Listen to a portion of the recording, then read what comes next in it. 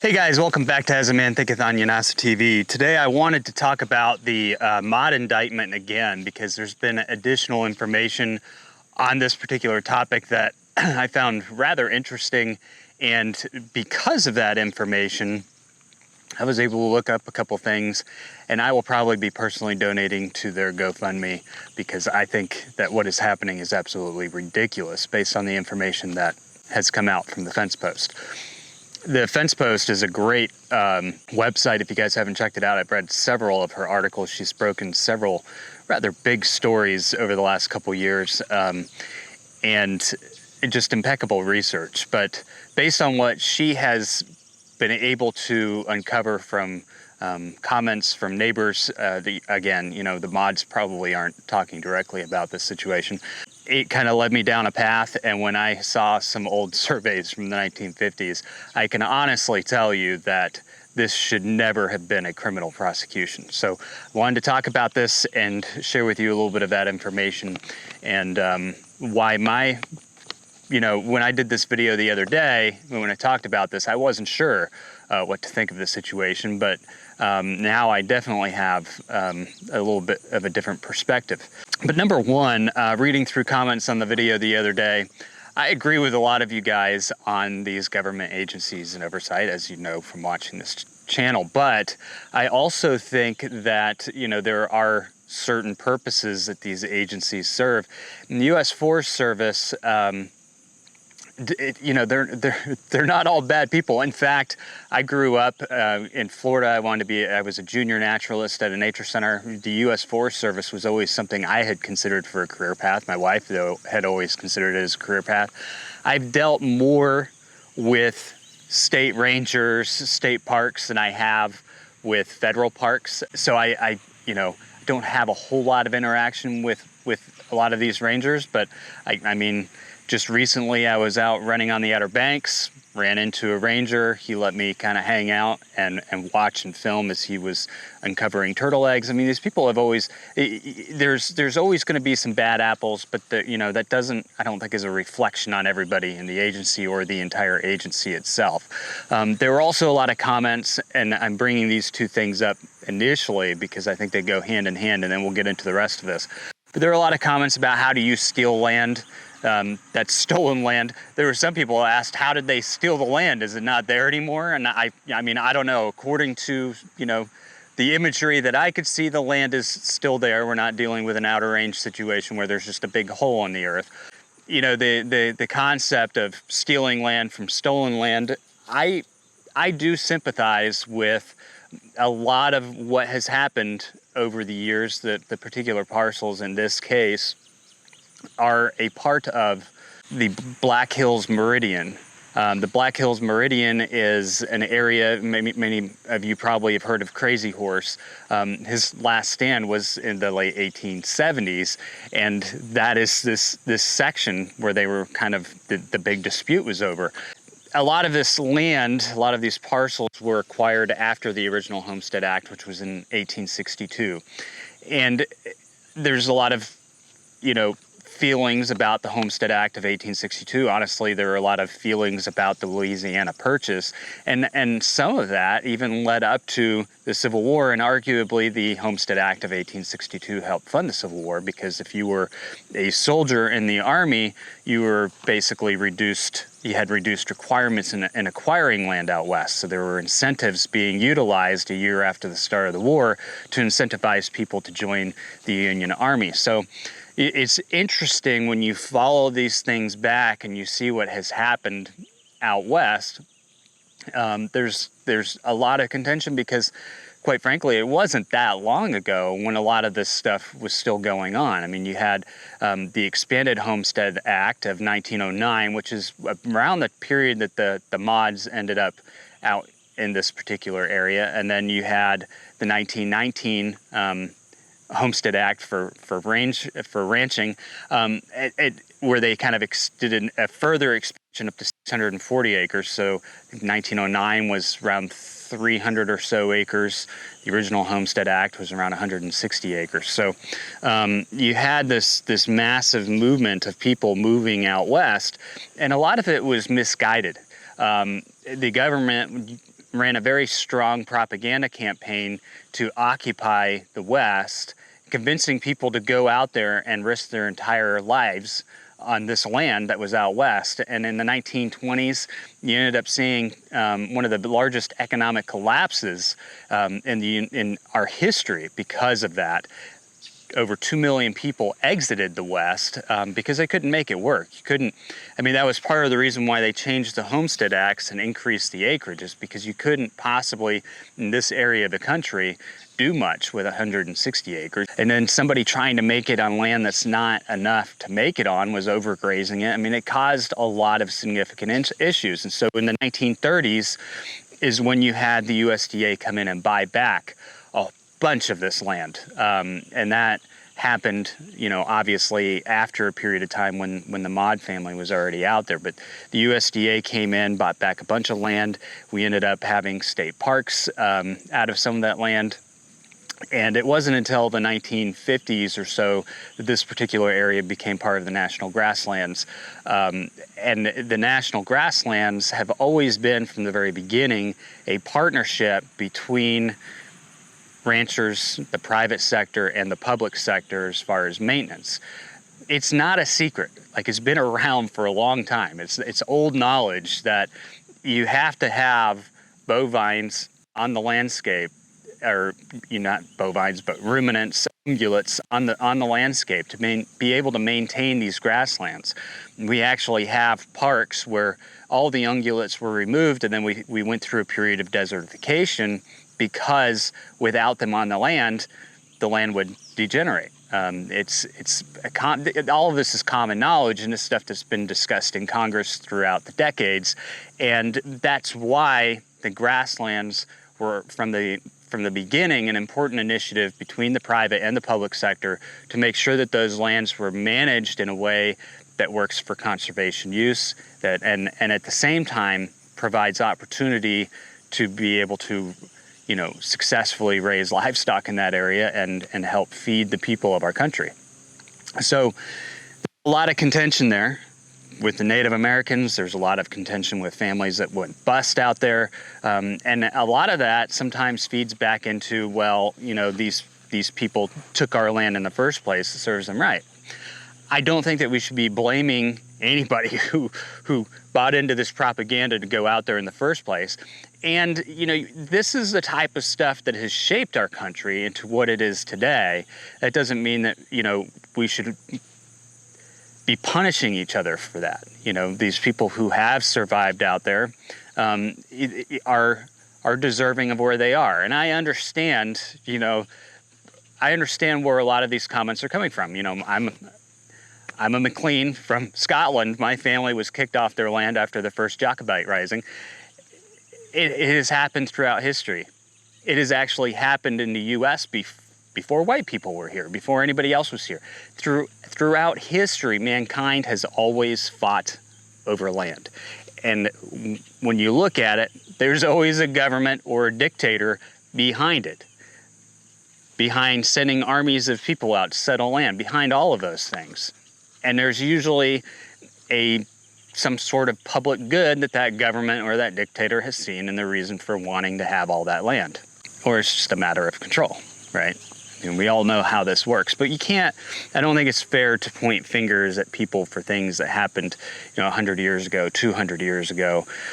It's happened to a lot of people throughout history. It always has happened. But what we can do is look at where we are today and do everything we can to make our future better, to make sure that we have less of these problems going into the future. I think that's what it comes down to is, you can't change the past, but you can change the present and the future.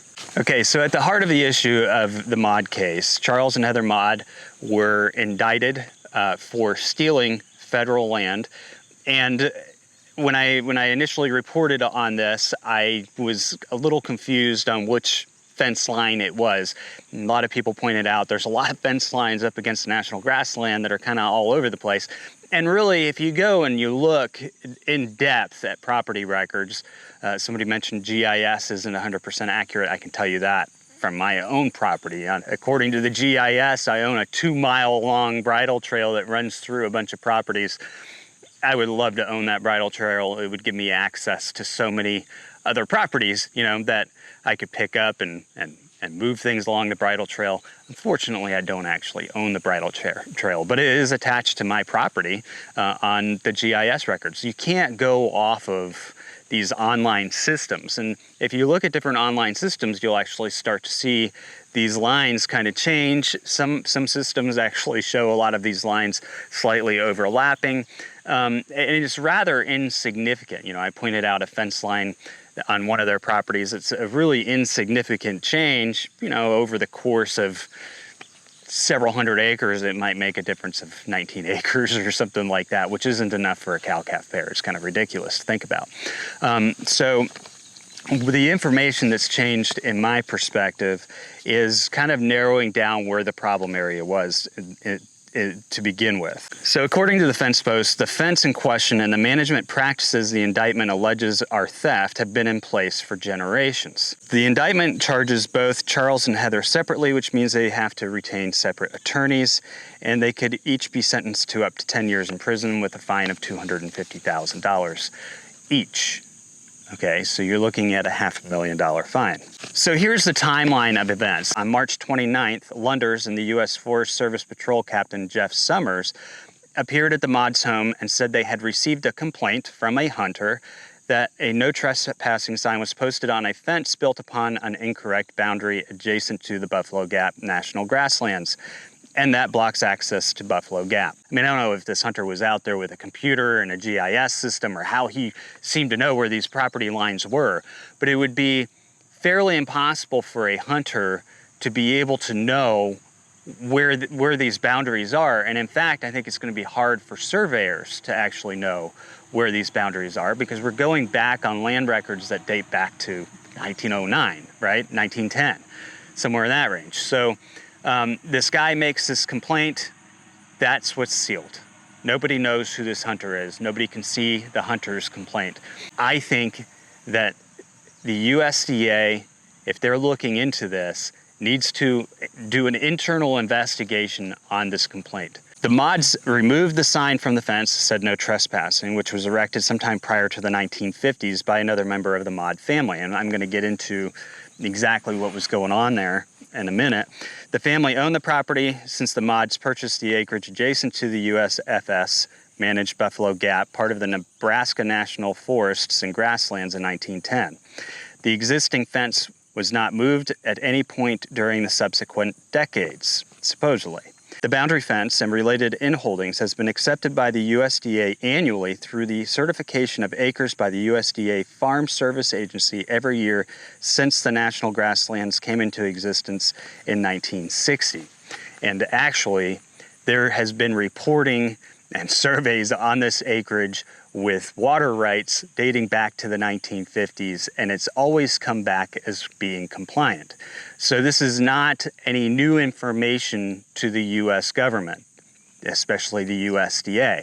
The department's always been aware of the usage of this land, the irrigation of the land, and in fact, part of their water rights permit runs through the USDA land. So it's impossible in this case for the USDA to come out and say, number one, in their indictment, we don't know when this started, but it happened prior to December 2020.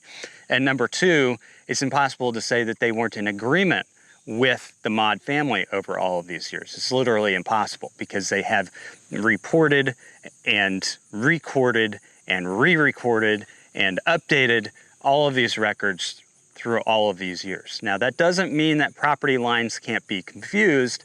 It just means that everybody is aware that this particular portion of land has been irrigated and farmed by this family.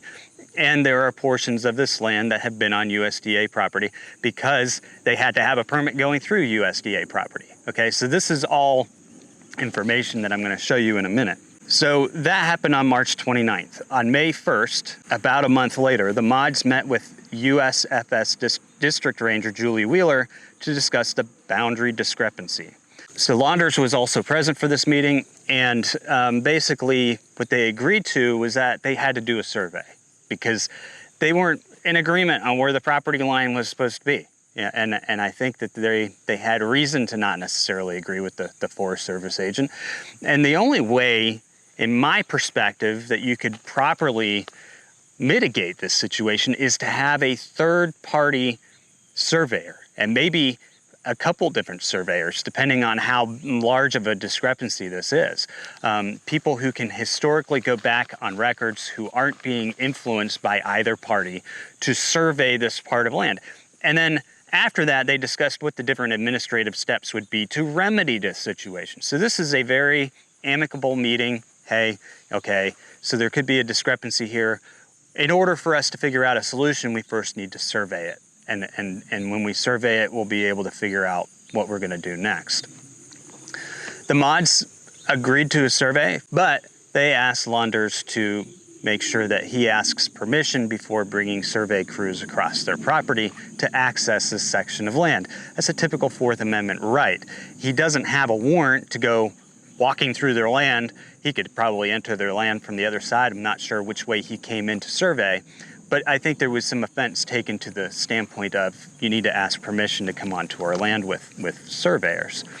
He was there 5 days later with surveyors on May 6th. I don't know anything about the surveying crew, but he led the crew, and they completed a survey that nobody's seen, which is a bit odd. You know, nobody saw the survey. He didn't share it with the mods who this property line is in dispute with. The next thing you know, on June 24th, the mods are summoned to appear in district court. Now, you haven't heard much about the story since June 24th, and that's because, as I mentioned in my last video, I don't think that a lot of people, you know, with a lot of these large agencies, groups, these politicians who have come out voicing concern over this, I think they were waiting to see evidence. And it took from June 24th until recently for any evidence to be produced to the mods as to what was going on. Okay, so at this point, what we have is somebody in the end of March, a hunter, comes out, knows exactly where the property lines are supposed to be, and therefore reports them to the USFS. Londers comes out with another officer. They confront them. They take down the no trespassing sign, you know, say we're sorry, we, you know, didn't know, whatever. And then in May, one of the district rangers comes out with Londers to sit down and discuss, you know, what's going on with the property line. At that time, they agree. Both parties seem to agree, according to, you know, this report. We don't know the whole side of the USFS because they're pretty tight-lipped about it. But it seems as though a survey needs to be done, and they recognize that it could take some time for a survey to be done. 5 days later, this same agent shows up with a survey crew and surveys it himself. The mods aren't present when they do the survey. They never see the survey, and that information's not shared with them. And then roughly a month later, they get indicted. And the indictment is a very serious indictment, all over a 75-year-old fence line. According to Edoff, who is a neighbor of Charles and Heather, the Cheyenne River is the boundary of the two lots in question. This is where my information and my opinion of this entire situation changes. Cheyenne River is the fourth boundary of the two lots in question. Part of Maud's property bordering the southern lot in question has been fenced in and managed by the USFS for decades, he says. Charles's great-grandfather had an irrigation ditch for about a mile crossing that property. They allowed him to put that ditch in and irrigate that bottom. They lost so much water through the years to it going into the ground that they started pumping it out of the river, explaining that Charles and Heather updated the watering system from a big run irrigation system to a pivot in 2020. The date the indictment indicates the theft occurred. The permanent components of the pivot are all on private property, with the outermost portion passing over some of the acres in question. So this is where we can narrow down exactly where this is going on.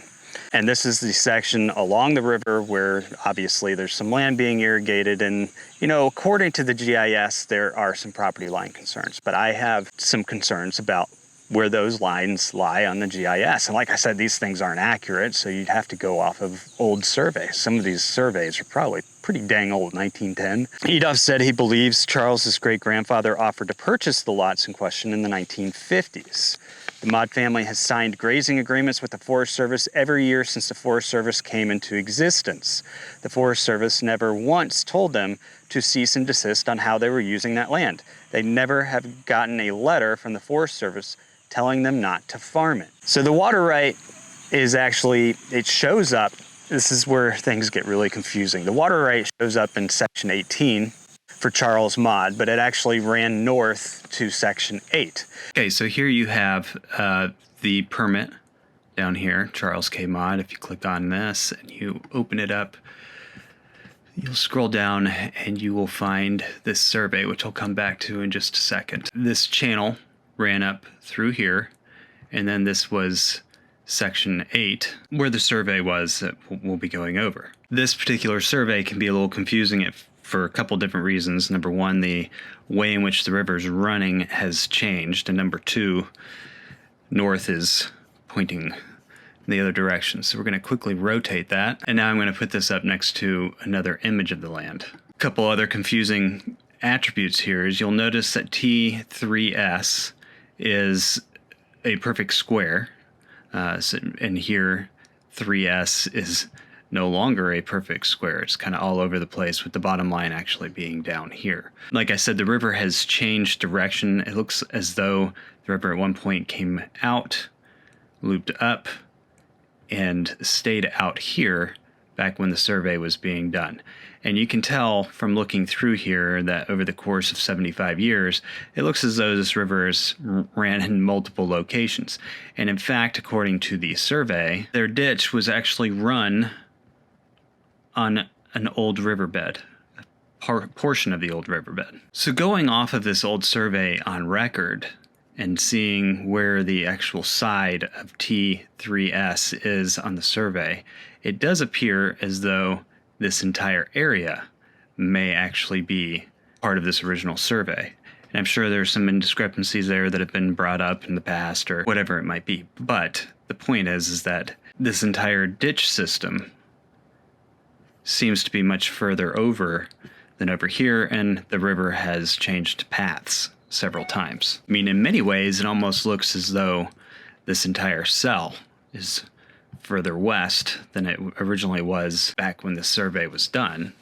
No matter what, it does appear as though the river has changed directions multiple times. Through other mapping services, you can also get the idea that this river has changed around numerous times in the past. Here we are again, and you can see just a multitude of different parcel cutouts, a lot of confusion in the area of question here. I think that looking at the property lines, looking at the shift, the movement of the river over the years, I mean, basically, this original irrigation ditch was built upon an old riverbank, you know, the old line of the river. It even says it on the survey. This is where the river used to go. So we're going to put the irrigation ditch along here. That river shifted further east, then it shifted back further west. You can literally see the movements of this river throughout the entire area. There's no way a hunter could have known all of this. Either way, between the Maudes and the government, there's long standing of how this land in this area is managed, whether they own the land or don't own the land. You know, this is a particular allotment that they have constantly had interaction with from the very beginning. All of this is building up to, you know, this criminal case that really isn't criminal at all, if you think about it. This is a matter of a civil dispute. The fact that you have such an overzealous persecution of this family should concern everybody. It should concern other Forest Service personnel. I don't see how you could possibly justify criminal charges in this case. Like I've pointed out, the land records show a lot of discrepancies. They also show a lot of cooperation, you know. So all of a sudden, one day you have this hunter show up and people are being threatened with 10 years jail time and $500,000 worth of fines. Even the Association of National Grasslands president, Ty Checketts, who lives in Wyoming, said his biggest concern when he heard of Charles and Heather being indicted was that they didn't have a chance to work it out. I was sick to my stomach. I had no idea the Forest Service Special Investigation Unit would do this to anyone. This is uncharacteristic of the Forest Service. It's very strange, very scary to everyone. I agree with that sentiment. This is a scary situation. This is kind of an unprecedented situation. And as I've explained to you with these surveys and this information, there is absolutely no reason why somebody should have moved forward with criminal prosecution. And there's absolutely no way a hunter would know where that fence line should have been. So a lot of the people who are involved with this, including, from what I've read, politicians all the way up to Capitol Hill who are aware of this case has become national knowledge. It's caught everybody by surprise. I think what they're doing right now is they're trying to get to the bottom of all of the information as to even why these people were prosecuted in the first place, to figure out how they're going to move forward. I actually, from what I'm gathering and understanding, it sounds like the USDA's, people as high up as Vilsack are trying to get all of their facts aligned to figure out what in the world, because it's one of those things where you're like, what in the world is going on here? And then they have to figure out how to handle this situation. To me, it smells really bad. To anybody, it should smell really bad. I mean, but we don't have, like I said, we don't have the government's facts on the table. But no matter how you look at this particular situation, when you look back at old surveys, when you look back at old water permits, when you look back at constant filings with the Farm Service, with the USDA, with the South Dakota Department of Agriculture, it's not adding up, right? There's something definitely off about this entire thing. So I don't know, we'll have to see what comes out of this. I hope that whatever comes out of this, when they figure out a resolution, they make sure that these, if in fact they come to the determination that this should have never been a case that was criminally charged, I hope that they do everything in their power to make sure that those people are never able to charge someone like this again. That's my hope, because it discredits the entire agency, it discredits the entire system. Stay tuned, and I'll talk to you soon.